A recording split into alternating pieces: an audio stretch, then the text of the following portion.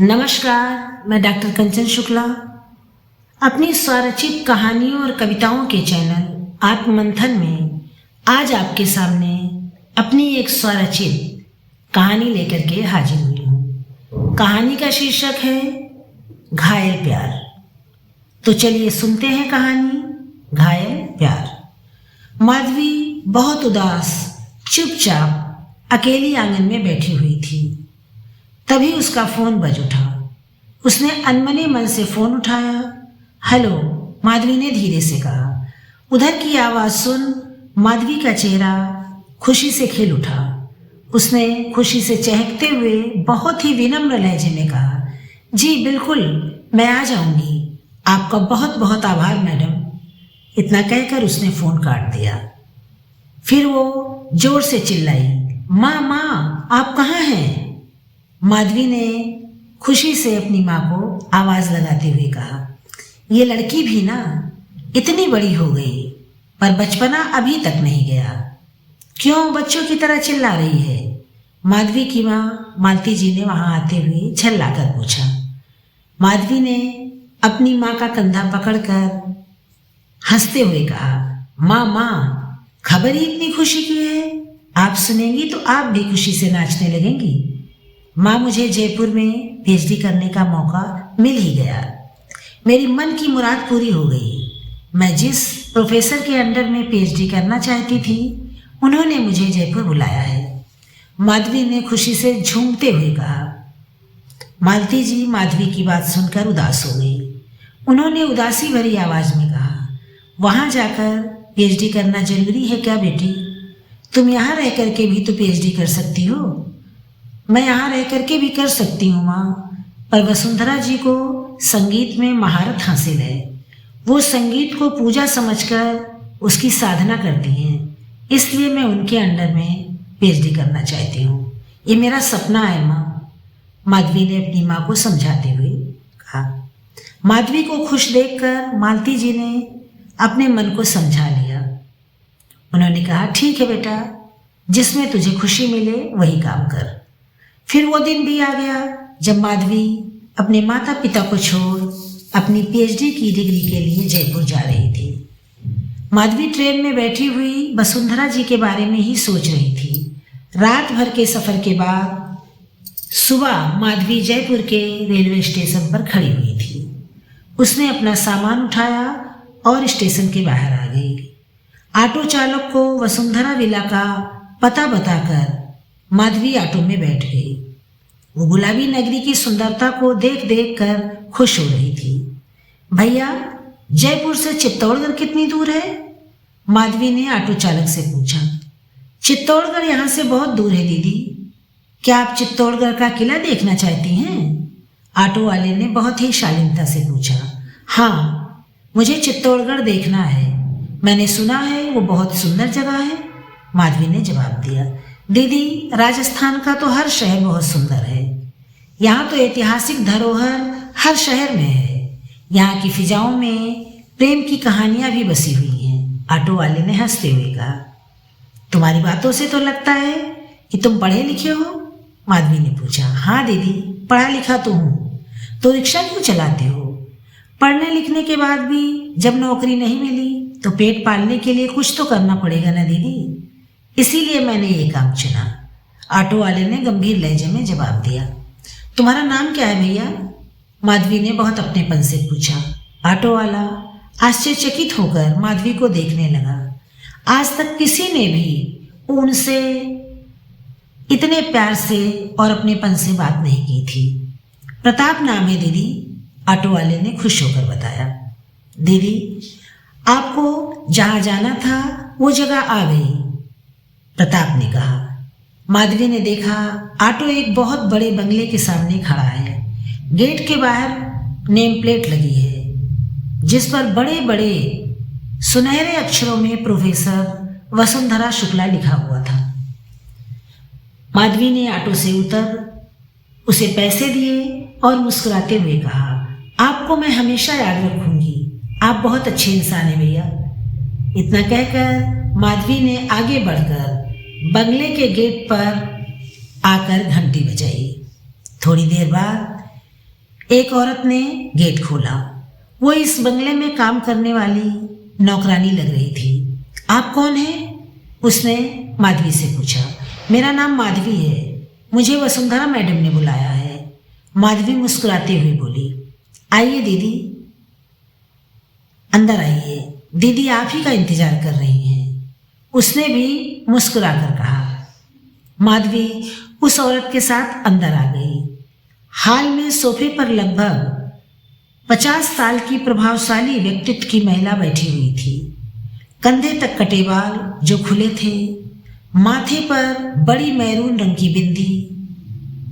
वो मैरून रंग की सिल्की साड़ी पहने हुई थी।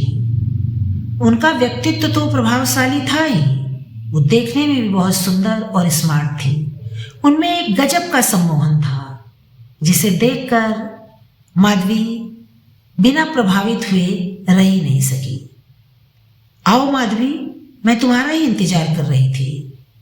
तभी वसुंधरा मैडम की गंभीर आवाज गूंज उठी। उनकी आवाज भी बहुत ही मधुर थी, कठोरता के साथ साथ उसमें मिठास भरी हुई थी। माधवी ने आगे बढ़कर वसुंधरा के पैर छुए, फिर उनके सामने बैठ गई। माधवी, तुम सफ़र से आई हो, थक गई होगी, चाय पीकर थोड़ी देर आराम करो, फिर मैं तुमसे बात करूंगी। रूपा, तुम माधवी को उनका कमरा दिखा दो, वसुंधरा ने उस औरत से कहा जो गेट खोलने आई थी। तो इसका नाम रूपा है, माधवी मन ही मन बोली। तभी रूपा चाय लेकर के आ गई। चाय पीते समय वसुंधरा ने कोई बात नहीं की। उसके बाद रूपा ने माधवी का कमरा उसे दिखाया और वो वहाँ से चली गई। माधवी थकी हुई थी, उसने बाथरूम में जाकर शावर लिया और कपड़े बदलकर बिस्तर पर लेट गई। उसने देखा कमरा सुख सुविधा से सज्जित था। बिस्तर पर लेटते ही माधवी को नींद आ गई। जब उसकी आंख खुली तो शाम के 4 बजे थे। वो हड़बड़ा कर बिस्तर से उठी। उसने अपना चेहरा ठीक किया और नीचे हाल में आ गई। हाल में वसुंधरा जी के पास एक लड़की और 2 लड़के बैठे हुए थे। माधवी को देखते ही वसुंधरा ने कहा, आओ माधवी, इनसे मिलो, ये भी हमारे स्टूडेंट हैं। ये है नीरा, इनका नाम अजय है और ये दिवाकर है और इनका नाम माधवी है। मेरे पास बीएसटी करने के लिए लखनऊ से यहाँ जयपुर आई हैं। वसुंधरा ने उन तीनों से माधवी का परिचय कराया। फिर कुछ रुक कर कहा, ये तीनों भी मेरे अंडर में पीएचडी कर रहे हैं। इनका बहुत काम पूरा हो गया है, ये तीनों तुम्हारी मदद करेंगे, वसुंधरा ने माधवी को समझाया। माधवी को उन तीनों से मिलकर बहुत अच्छा लगा, लेकिन माधवी ने नोटिस किया वसुंधरा मैडम बहुत कम बात कर रही थी। उसके बाद तो माधवी नीरा बहुत अच्छी सहेलियां बन गई। अजय और दिवाकर ने भी उनसे दोस्ती कर ली थी। अब चारों मिल करके अपनी पीएचडी का काम करने लगे। चारों आपस में हंसी मजाक भी करते और एक दूसरे की सहायता भी करते। एक दिन माधवी ने नीरा से कहा, नीरा, मैं जयपुर के ऐतिहासिक स्थल देखना चाहती हूँ, क्या तुम मुझे लेकर चलोगी?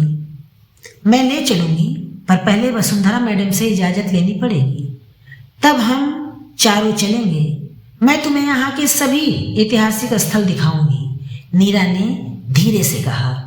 दूसरे दिन माधवी ने वसुंधरा जी से पूछा, मैडम, क्या मैं कभी कभी नीरा के साथ यहाँ के ऐतिहासिक स्थल देखने जा सकती हूँ?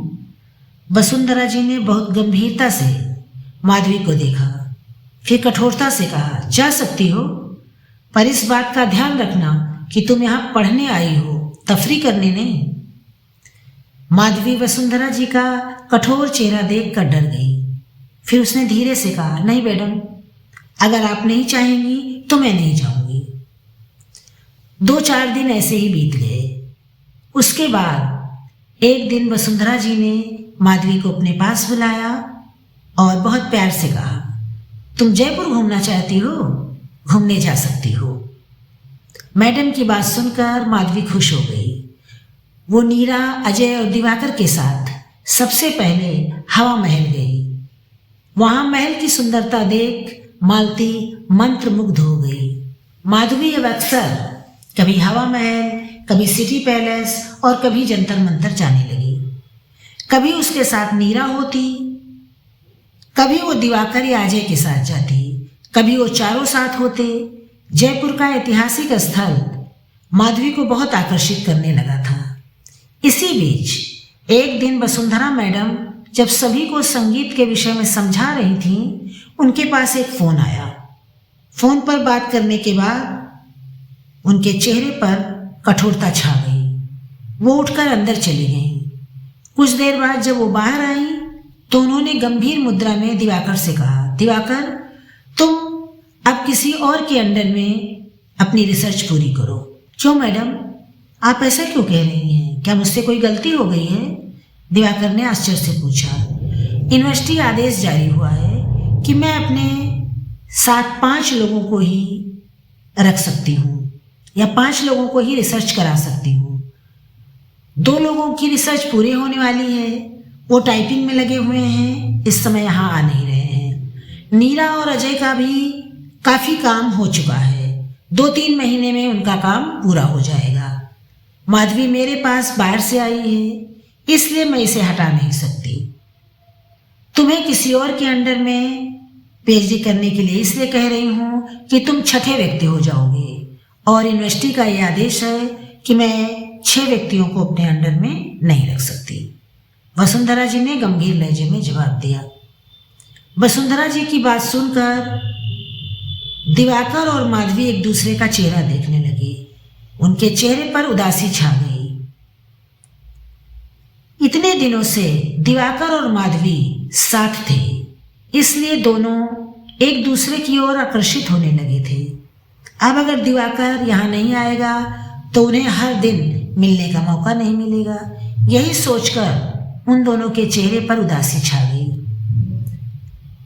अजय ये सुनकर मन ही मन खुश था। वो भी माधवी को पसंद करने लगा था, पर उसने कभी अपने प्यार को व्यक्त नहीं किया था।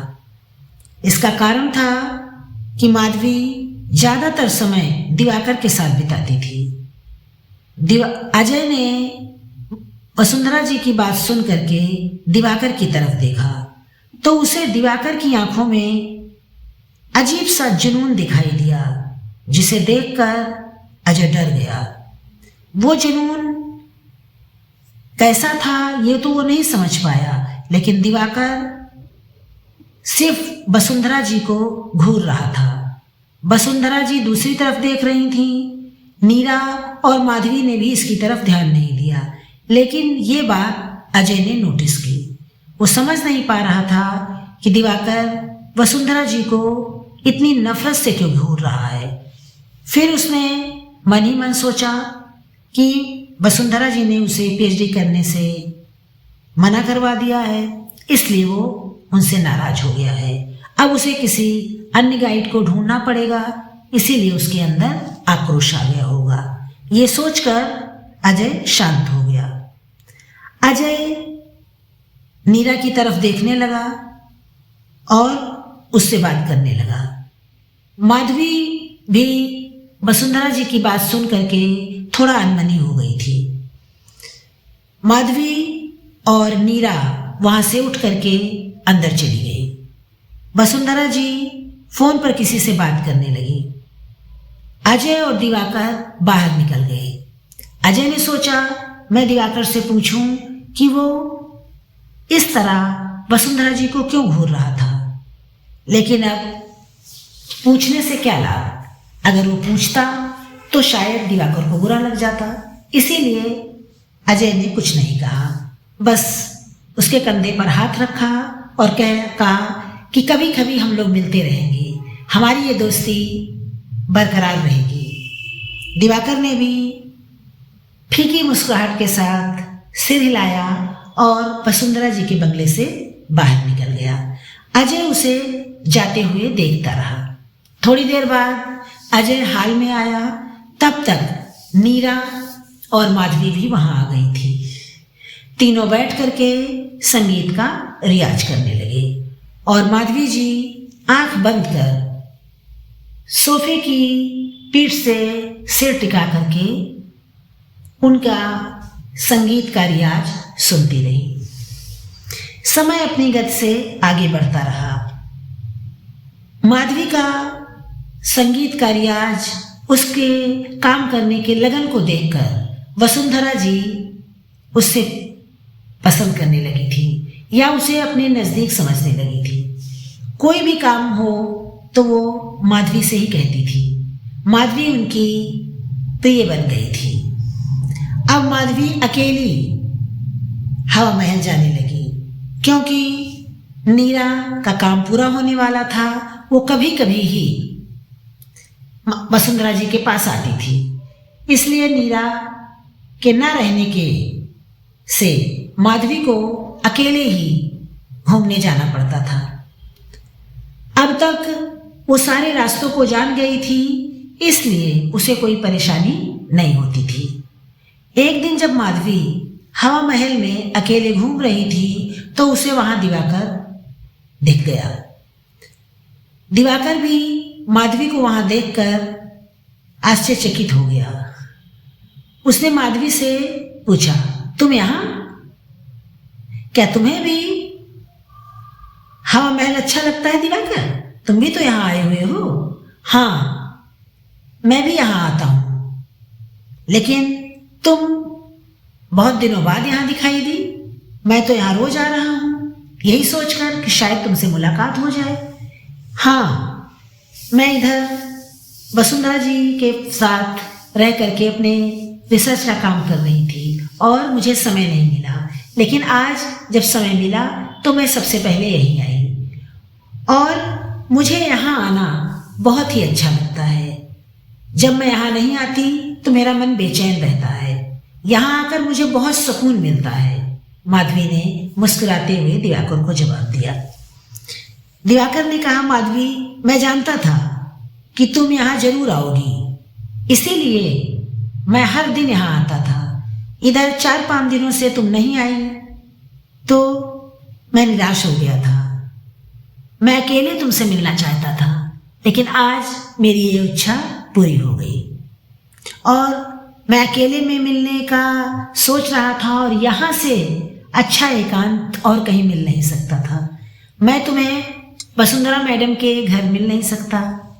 उनको लड़के और लड़कियों की दोस्ती पसंद नहीं है। ऐसा क्यों? बस मैंने सुना है वो लड़के और लड़कियों की दोस्ती को पसंद नहीं करती, लेकिन वो तो अपने साथ लड़के और लड़कियों दोनों को रिसर्च करवाती हैं। वो अलग बात है कि उनके सामने लोग रिसर्च करते हैं और फिर अपने अपने घरों को चले जाते हैं, लेकिन अगर उनके स्टूडेंट लड़के या लड़की एक दूसरे से प्रेम करने लगें, एक दूसरे के साथ रहने लगें, तो वो पसंद नहीं करती हैं। ऐसा सुनने में आया है। मैं इसीलिए तुमसे यहाँ मिलने की सोचने लगा था और इसीलिए मैं रोज हवा महल आता था कि जब तुम यहाँ आओगी तो मैं तुमसे एकांत में कुछ बातें करूँगा। दिवाकर की बात सुनकर माधवी का दिल जोर जोर से धड़कने लगा। उसने धीरे से पूछा, तुम अकेले में क्यों मुझसे मिलना चाहते थे? अगर मिलना ही था तो कहीं भी मिल सकते थे। दिवाकर ने माधवी से कहा, माधवी, मैं तुमसे प्यार करने लगा हूँ। I love you. दिवाकर की बात सुनकर माधवी के चेहरे पर शर्म की लाली दौड़ गई। उसने शर्मा कर अपनी नजरें झुका ली और धीरे से कहा, मैं भी तुम्हें प्यार करती हूँ, पर मैं कभी कहने की हिम्मत नहीं जुटा पाई। मैं भी हर दिन यही सोचकर यहाँ आती थी कि तुम यहाँ जरूर आओगे। तुम्हारी रिसर्च कहीं और हो रही है और मेरी कहीं और। हम दोनों का मिलना नहीं हो पाता है। जब तुम वसुंधरा मैडम के यहाँ आते थे तो हम लोग रोज मिल लेते थे। जब से तुमने आना बंद किया है मैं तुम्हारे लिए तड़पती रही हूँ। दिवाकर ने माधवी को कहा, मुझे विश्वास है कि तुम मुझसे प्यार करती हो, ये मेरा दिल कहता था। इसीलिए मैं यहाँ आकर के ये जानना चाहता था कि मेरा विश्वास कितना सही है, क्योंकि मेरे मन में एक शंका थी। मुझे लगा कहीं तुम अजय को तो नहीं पसंद करती हो, क्योंकि अजय भी तुम्हारे साथ रहता था। वो अमीर खानदान का इकलौता वारिस है, मैं एक गरीब खानदान का लड़का हूँ। इसीलिए मैं सोचता था कि हो सकता है कि तुम मुझे नहीं अजय को प्यार करती हो। दिवाकर, प्यार पैसे से नहीं आदमी से किया जाता है, और मैं सिर्फ तुमसे प्यार करती हूँ। आज से मैं तुम्हें दिवाकर नहीं दिवा कहूँगी। माधवी ने शर्माते हुए अपने मन की बात स्पष्ट की। मधु, तुमने मुझे दिवा कहा, मुझे तुम्हारा दिया हुआ नाम बहुत पसंद आया, इसलिए मैं भी तुम्हें माधवी नहीं मधु कहकर बुलाऊंगा। दिवाकर ने माधवी का हाथ पकड़कर चूमते हुए कहा। माधवी ने ये देखा और अपना हाथ छुड़ा करके शर्मा कर वहाँ से दूर हट गई और अपनी पीठ उसने दिवाकर की तरफ कर ली। दिवाकर ने वहाँ आकर माधवी को पीछे से अपनी बाहों में भर लिया और प्यार से उसके बालों को चूमते हुए बोला, मुझसे दूर ना जाओ, अब मैं तुमसे दूरी बर्दाश्त नहीं कर सकता। मैडम ने तो अपने यहाँ से निकाल कर ऐसे ही हमारे अंदर हम दोनों में दूरी पैदा कर दी है। अब तुम भी हमसे दूर जा रही हो। मैं एक पल की भी दूरी अब बर्दाश्त नहीं कर सकता। माधवी भी पलटकर दिवाकर से लिपट गई। उसने भी मदहोशी के आलम में कहा, मैं भी तुमसे दूर नहीं रह सकती दिवा। क्या करूं, मजबूर हूँ। मुझे तो वसुंधरा मैडम के यहाँ ही रहना है, और वसुंधरा मैडम बहुत ही गंभीर रहती हैं। उनसे कोई भी बात करते हुए डर लगता है। थोड़ी देर दोनों यूं ही लिपटे खड़े रहे। उन्हें इसका आभास भी नहीं हुआ कि थोड़ी दूरी पर खड़ा अजय दिवाकर और माधवी को एक दूसरे की बाहों में देख क्रोध से आग बबूला हो रहा था। तभी दिवाकर ने माधवी का चेहरा ऊपर उठाया और अपने होठ उसके दहकते होठों पर रख दिया। माधवी को जैसे होश आ गया। उसने अपने को दिवाकर की बाहों में से आजाद कर लिया और थोड़ा गंभीर लहजे में बोली, दिवा, हम दोनों एक दूसरे से प्यार करते हैं, पर हमें अपनी मर्यादा नहीं भूलनी चाहिए। आज तो तुमने यह हरकत कर दी, आज के बाद ऐसा मत करना, वरना मैं तुमसे बात नहीं करूँगी। मुझे माफ़ कर दो मधु, आगे से ऐसी कोई हरकत नहीं करूँगा जिससे तुम्हें दुख हो। दिवाकर ने गंभीर लहजे में कान पकड़ते हुए कहा। मधु, आज से यह हवा महल हमारे प्यार का साक्षी बन गया है। हम लोग यहाँ हर दिन आएंगे। दिवाकर ने माधवी का हाथ पकड़कर प्यार से कहा। हाँ दिवा, ये हमारे प्रथम मिलन का स्थल है, इसे मैं कैसे भूल सकती हूँ। यहीं तो मुझे तुम और तुम्हारा प्यार मिला है। माधवी ने अपना सिर दिवाकर की कंधे पर रखते हुए प्यार से जवाब दिया। अजय दूर खड़ा बहुत मुश्किल से अपने ऊपर काबू पाने में सफल हो पाया। तभी उसने देखा कि वे दोनों उधर ही आ रहे हैं, तो वो खंभे की आड़ में छुप गया। माधवी और दिवाकर एक दूसरे का हाथ पकड़े उसके सामने से चले गए। वो अपने में इतने खोए हुए थे, वह उसकी तरफ देख भी नहीं पाए। इस तरह माधवी और दिवाकर का प्यार प्रवान चढ़ने लगा। दोनों अक्सर जयपुर के ऐतिहासिक स्थलों पर जाते, विशेषकर हवा महल। हवा महल उनके मिलने का विशेष स्थान था। वहाँ ज़्यादा भीड़ भाड़ होती नहीं थी, तो वो लोग एक दूसरे के बाहों में बाँह डाल करके घंटों बैठे रहते थे। माधवी कहती, दिवा, ये हवा महल कितनी खूबसूरती से बनाया गया है, यहाँ बैठना मुझे बहुत अच्छा लगता है। एक दिन माधवी के गोद में सिर रखकर दिवाकर लेटा हुआ था। माधवी उसके बालों में उंगलियां फेरते हुए बोली, दिवा, पहले के राजा महाराजा भी अपनी रानियों से कितना प्यार करते थे। ये हवा महल इसका सबूत है। उन्होंने अपनी रानियों को ऐसा महल बनवा के दिया कि उनका मन बहलाए, और ये हवा महल उनकी महारानियों के बैठने का सबसे प्रिय स्थान रहा होगा। यहीं बैठकर वो शहर का नज़ारा देखती रही होंगी और उन्हें गर्मियों का एहसास भी नहीं होता था। माधवी ने मुस्कुराते हुए कहा, हाँ, प्यार करने वाला व्यक्ति अपनी प्रेयसी के लिए कुछ विशेष करता ही है। राजा महाराजाओं के पास पैसा था तो वे उनके लिए बड़े बड़े महल बनवाते थे, उन्हें कीमती उपहार देते थे। ये हवा महल इसी का प्रूफ है। परंतु जिसके पास पैसा नहीं होता वो भी अपनी प्रेमिका के लिए अपना सब कुछ निछावर करने को तैयार रहते हैं। दिवाकर ने माधवी की नाक दबाते हुए मुस्कुरा कर कहा, मैं भी तुम्हारे लिए कुछ भी कर सकता हूँ। तुम कह कर तो देखो, पैसा तो नहीं है मेरे पास, लेकिन मैं अपनी जान दे सकता हूँ। धत, कैसी बातें कर रहे हो? मैं तुम्हारी जान का क्या करूँगी? मुझे तो सिर्फ तुम चाहिए। दिन ऐसे ही बीतने लगे। माधवी और दिवाकर हर दिन हवा महल में एकांत में मिलते। माधवी का अब पढ़ने में मन नहीं लगता था। वो दिन रात दिवाकर के ख्वाबों में खोई रहती। वसुंधरा जी की अनभई आंखों ने ये भांप लिया। एक दिन वसुंधरा ने सबके सामने माधवी से संगीत विधा के विषय में कुछ पूछा। माधवी उसका उत्तर ठीक ठीक नहीं दे पा रही थी। वसुंधरा जी ने गुस्से में कहा, माधवी, तुम्हारा आजकल पढ़ाई में ध्यान नहीं है? तुम यहाँ पढ़ने आई हो या यहाँ के ऐतिहासिक स्थान देखने? तुम्हारा मन कहाँ रहता है? एक छोटी सी चीज तुम नहीं बता पाई? मैडम, माधवी ऐतिहासिक स्थान देखने के लिए नहीं जाती। ये तो यहाँ प्रेम का खेल खेलने के लिए जाती है। क्या? तुम क्या कह रहे हो अजय? वसुंधरा जी ने आश्चर्य से पूछा। तुम कहना क्या चाहते हो? साफ साफ बताओ।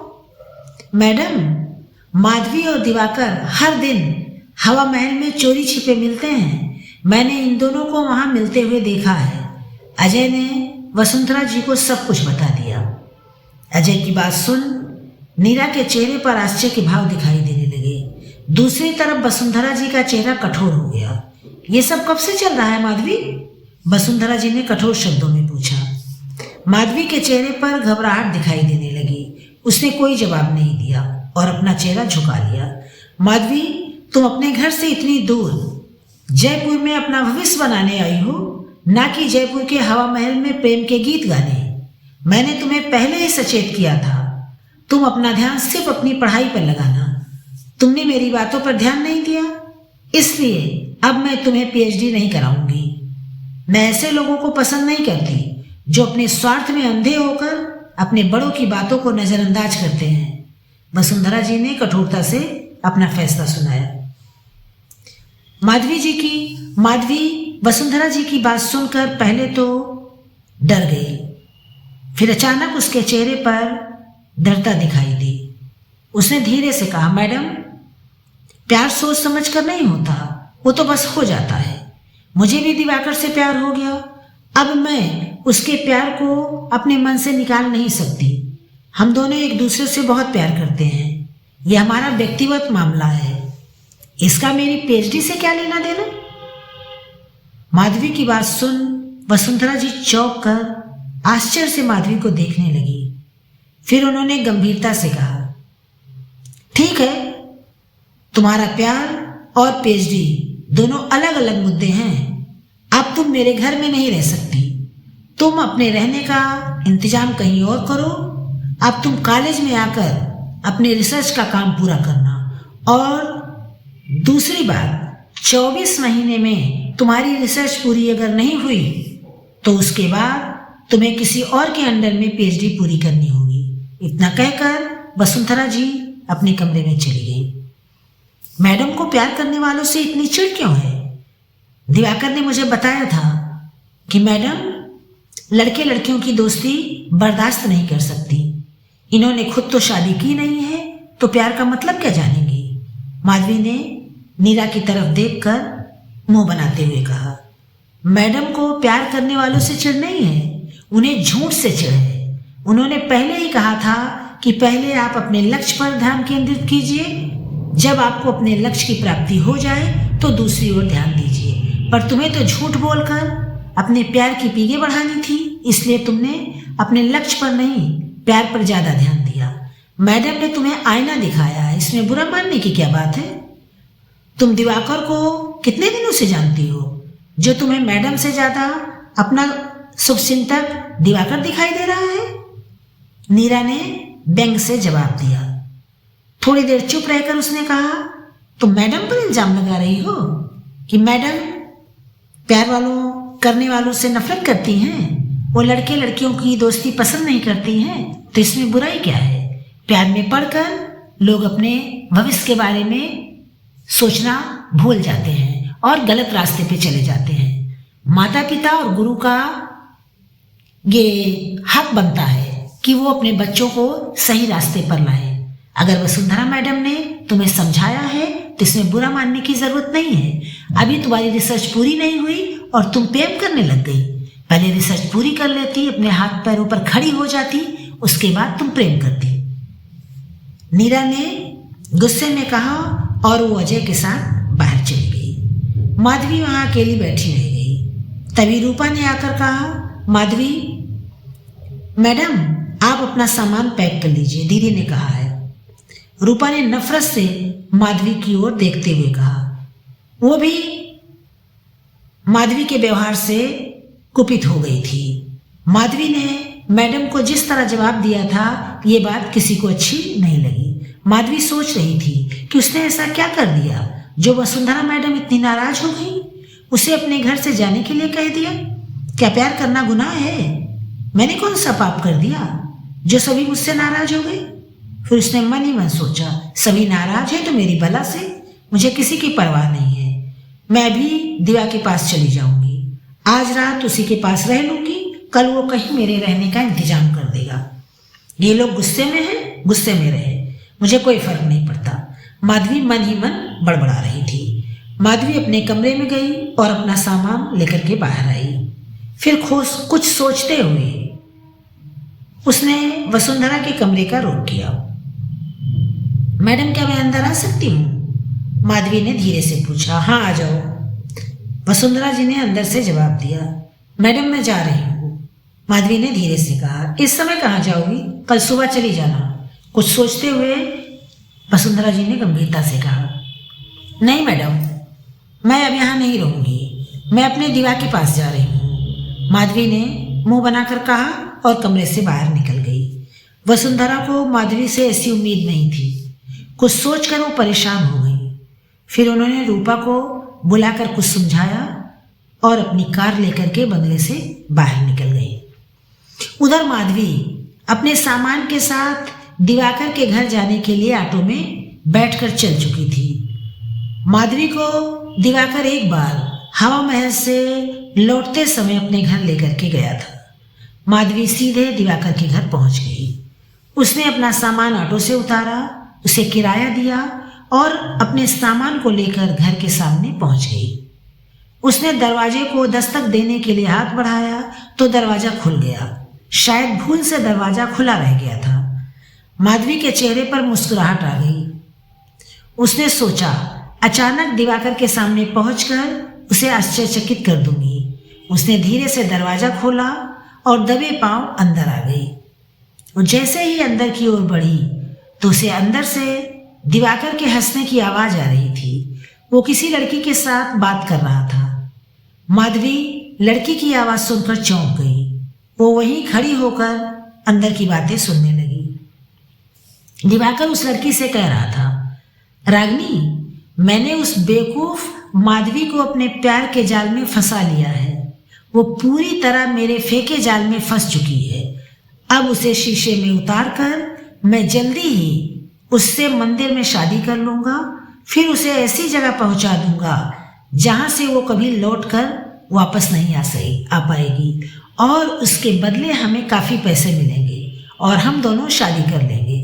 फिर मैं माधवी को गायब करके और उसके गायब करने का झूठा इल्जाम वसुंधरा जी पर लगा दूंगा और उसे भी जेल भिजवा दूंगा। इस वसुंधरा ने मेरे पिता को जेल पहुंचाया था। दिवाकर की आवाज में वसुंधरा के लिए घृणा की झलक सुनाई दी। दिवाकर की बात सुनकर माधवी के पैरों तले जमीन खिसक गई। इतना बड़ा धोखा! जिस व्यक्ति को उसने अपने मन मंदिर का देवता माना वो तो शैतान निकला। माधवी का गुस्से से बुरा हाल था। वो गुस्से में तनतनाती हुई अंदर कमरे में दाखिल हो गई। वहां दिवाकर उस लड़की के साथ आपत्तिजनक स्थिति में बिस्तर पर लेटा था। अचानक अपने सामने माधवी को देखकर दिवाकर घबरा गया। मधु, तुम यहाँ? उसने हकलाते हुए पूछा। खबरदार जो अपनी गंदी जुबान से मेरा नाम लिया, माधवी क्रोध में चिल्लाते हुए बोली। इस समय उसने रणचंडी का रूप धारण कर लिया था। तुम मुझे बेच दोगे और इल्जाम वसुंधरा मैडम पर लगाकर उन्हें फंसा दोगे? तुम इतने नीच हो, मैं सोच भी नहीं सकती थी। वसुंधरा मैडम सही कहती थी कि लड़कों से दोस्ती नहीं करनी चाहिए, लेकिन मैं ही पागल थी जो तुम जैसे नीच व्यक्ति से प्यार कर बैठी। अब मैं तुम्हारा क्या हाल करूंगी तुम सपने में भी नहीं सोच सकते। मैडम ने तुम्हारे नीच बाप को जेल पहुंचाया था और मैं तुम्हें वहां पहुंचाऊंगी, माधवी ने गुस्से से दांत पीसते हुए कहा। माधवी ने सिंगनी की तरह दहाड़ते हुए ये बातें कही थी। फिर वो बाहर जाने लगी। तभी दिवाकर ने उसे पीछे से पकड़ लिया और बेशर्मी से हंसते हुए बोला, अब तू यहाँ से जिंदा बचकर जाएगी तभी तो मुझे जेल भेजेगी। रागनी, इसे पकड़ो। अगर ये यहाँ से चली गई तो हम लोग बर्बाद हो जाएंगे, दिवाकर ने रागनी से कहा। रागनी ने माधवी को पकड़ लिया। दिवाकर ने माधवी को बिस्तर पर गिरा दिया। माधवी अपने को छुड़ाने की कोशिश करने लगी पर वो सफल नहीं हो पा रही थी। तुम मुझे जेल भेजेगी? दिवाकर ने माधवी को थप्पड़ मारते हुए कहा। अब मैं तेरी इज्जत को तार तार कर दूंगा, उसके बाद तुझे बेचूंगा, दिवाकर ने बेशर्मी से हंसते हुए कहा और माधवी के कपड़े फाड़ने के लिए अपने हाथ आगे बढ़ाया। माधवी ने उठने की कोशिश की पर रागिनी ने उसके हाथों को कसकर पकड़ के रखा था। मुझे छोड़ दे कमीने, भगवान से डर, माधवी ने अपने को छुड़ाने की कोशिश करते हुए चिल्लाकर कहा। यहाँ कोई भी भगवान तुझे बचाने नहीं आएगा, दिवाकर ने शैतानी हंसी हंसते हुए कहा। यह तुम्हारी गलतफहमी है दिवाकर कि यहाँ भगवान नहीं आ सकते, वो कहीं भी आ सकते हैं, जैसे आज यहाँ मेरे रूप में आ गए हैं। तभी वसुंधरा की कठोर आवाज सुनाई दी। आ जाइए इंस्पेक्टर साहब, आपका मुजरिम यहाँ है। वसुंधरा ने व्यंग से मुस्कुराते हुए इंस्पेक्टर को आवाज लगाई। दिवाकर वहां वसुंधरा के साथ पुलिस को देखकर घबरा गया। पुलिस ने दिवाकर और रागिनी को गिरफ्तार कर लिया। वे दोनों पुलिस के साथ बाहर चले गए। माधवी ने जब वसुंधरा जी को देखा तो उसका चेहरा डर से और घबराहट से पीला पड़ गया था। जब पुलिस दिवाकर को लेकर जा रही थी तो अचानक माधवी उसके सामने आ गई और दिवाकर के चेहरे पर तड़ातड़ थप्पड़ लगाने लगी और रोते हुए उसने कहा, तूने मेरे प्यार का अपमान किया है, ईश्वर तुम्हें कभी क्षमा नहीं करेगा। मैंने अपने गुरु की आज्ञा की अवहेलना की, उसी का दंड ईश्वर ने मुझे दिया है। माधवी ये कहते हुए वसुंधरा से लिपटकर रोने लगी। वसुंधरा जी ने उसे रोने दिया और कुछ देर बाद वो दोनों कार में बैठकर घर की तरफ जा रही थी। घर पहुंचकर वसुंधरा ने माधवी को अपने पास बिठाया और कहा, तुम ये सोच रही होगी कि मैं वहां कैसे पहुंच गई? माधवी ने सवालिया निगाहों से उन्हें देखा। आज मैं तुम्हें एक कहानी सुनाती हूँ, वसुंधरा ने धीरे से लंबी सांस खींचते हुए कहा। आज से 25 साल पहले मैं जयपुर नौकरी करने के लिए आई थी। मैं यहाँ यूनिवर्सिटी में लेक्चरर थी और पीजी में रह रही थी। मैं जब भी बाहर घूमने जाती तो हवा महल जरूर जाती। मुझे वहाँ जाकर एकांत में बैठना बहुत अच्छा लगता था और मैं वहीं अपने गीत गुनगुनाती। वहीं मेरी मुलाकात एक दिन कैलाश से हुई। हम दोनों अक्सर मिलने लगे और धीरे धीरे मैं उससे प्यार करने लगी। अब हम अक्सर हवा महल, सिटी पैलेस जंतर मंतर में जाते हुए एक दूसरे की बाहों में बाह डाल करके मिलते रहे। हमारा प्यार परवान चढ़ने लगा। मैं कैलाश के प्यार में पूरी तरह से डूब गई थी। मैंने अपने प्यार कैलाश के बारे में जब अपने पिताजी को बताया तो वे मुझसे नाराज हुए। उन्होंने गुस्से में कहा, अगर तुमने कैलाश से शादी की तो हम तुमसे हमेशा के लिए अपना रिश्ता तोड़ लेंगे। पर मुझ पर तो कैलाश के प्रेम का भूत सवार था। मैंने भी गुस्से में कह दिया, मैं आप लोगों को छोड़ सकती हूँ, कैलाश को नहीं। पिताजी ने मुझे समझाते हुए कहा, वसुंधरा, तुम जिस कैलाश से शादी करना चाहती हो, क्या तुमने उसके बारे में, उसके खानदान के बारे में सब कुछ जान समझ लिया है? कहीं ऐसा ना हो बाद में तुम्हें पछताना पड़े। मैं कैलाश के प्यार में इतनी अंधी हो गई थी कि मुझे पिताजी की बात समझ ही नहीं आई। मैंने अपने माता पिता की इच्छा के विरुद्ध जाकर कैलाश से मंदिर में शादी कर ली। अब मैं और कैलाश मेरे ही घर में पति पत्नी की तरह रहने लगे। मैं बहुत खुश थी। मेरा प्यार मुझे मिल गया था। उस समय मेरे कॉलेज की छुट्टियां चल रही थी। हम लोग अपने हनीमून के लिए कश्मीर गए। वहाँ 1 महीने स्वप्न की तरह बीता। हम दोनों दिन रात एक दूसरे में खोए रहते, कभी डल झील के शिकारे पर, कभी गुलमर्ग में, कभी फूलों की घाटी में। 1 महीने बाद जब मैं जयपुर वापस आई तो मेरा कॉलेज खुल गया था। अब मुझे कॉलेज जाना पड़ता, पर मेरा मन पढ़ाने में नहीं लगता था। मैं यही सोचती कि कब मेरी क्लासेस खत्म हो और मैं कैलाश के पास पहुंच जाऊं। लेकिन मैं नौकरी करती थी, इसलिए मुझे क्लासेस लेना पड़ता था। घर पहुंचने में लगभग 3 बज जाते थे। एक दिन मैं कॉलेज गई, पर उस दिन हमारे एक प्रोफेसर की माँ की मौत हो गई थी। इस कारण शोक सभा के बाद कॉलेज में छुट्टी हो गई। मैं उस दिन समय से पहले घर आ गई। घर आकर मैंने जो देखा वो देखकर मेरे पैरों तले की जमीन खिसक गई। मेरे ही घर में कैलाश एक औरत के साथ बैठा उससे हंस हंस कर बातें कर रहा था और उनके पास 2 साल का बच्चा बैठा खिलौनों से खेल रहा था। मुझे देखकर कैलाश घबरा गया। मैंने जलती हुई नजरों से कैलाश को देखा और उस पर चिल्लाते हुए कहा, ये औरत कौन है? ये बच्चा किसका है? तब उस औरत ने गुस्से में कहा, मैं इनकी पत्नी हूं, ये हमारा बच्चा है। उस दिन मुझे पता चला कि कैलाश शादीशुदा है, उसके एक बच्चा भी है। ये सुनकर मैं गुस्से से पागल हो गई। तब मैंने कैलाश को धोखाधड़ी के केस में जेल भिजवा दिया। कैलाश ने पहली पत्नी के रहते झूठ बोलकर मुझसे मंदिर में शादी की थी। एक पत्नी के होते हुए दूसरी शादी गैर कानूनी है, इसीलिए कैलाश को जेल हो गई। कैलाश से धोखा खाने के बाद मैंने अपने मन से प्यार की भावनाओं को खुरचकर हमेशा के लिए फेंक दिया। उसके बाद मैं किसी भी पुरुष पर विश्वास नहीं कर सकी। यही कारण है मैंने दोबारा शादी नहीं की। मुझे प्यार करने वालों से नफरत नहीं है, बस प्यार की चोट ने मुझे कठोर बना दिया है। वसुंधरा जी ने गहरी सांस लेकर दर्द भरी आवाज में कहा। थोड़ा रुक कर उन्होंने फिर कहना शुरू किया, ये दिवाकर कैलाश का ही बेटा है। इस बात का पता मुझे जब चला तो मैंने उसे रिसर्च कराने से मना कर दिया था। ये बात तुम्हें पता है।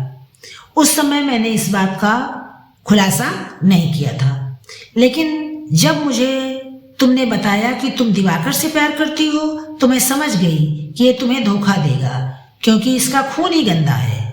जब तुम घर से निकली तो तुमने कहा था कि तुम दिवाकर के पास जा रही हो। जब तुम घर से निकली तो मैं समझ गई तुम दिवाकर के पास ही गई होगी, इसलिए मैंने पुलिस को साथ लिया और तुम्हारे पीछे यहाँ आ गई। मैं जानती थी ऐसा ही कुछ यहाँ हो सकता है, मुझे थोड़ा बहुत अनुमान था। वसुंधरा ने अपनी बात स्पष्ट करते हुए माधवी को बताया। मैं प्यार करने वालों से नफरत करती हूँ, मेरे जानने वाले सभी यही समझते हैं, पर यह सच नहीं है। बस मैं इतना चाहती हूँ कि प्यार करने वाले अपनी बुद्धि और विवेक का इस्तेमाल करें, आंख बंद करके किसी अजनबी पर भरोसा ना करें, किसी से अपने प्यार को छुपाने की कोशिश ना करें। सच्चा प्यार करने वाले किसी से डरते नहीं हैं। मैं धोखा खा चुकी थी, इसलिए मैं किसी और को बर्बाद नहीं होने देना चाहती थी, वसुंधरा ने माधवी से कहा। माधवी ने वसुंधरा जी से माफ़ी मांगी और कहा अब वो ऐसी गलती दोबारा नहीं करेगी। दूसरे दिन सुबह सुबह वसुंधरा ने माधवी से कहा तैयार हो जाओ, हमें कहीं चलना है।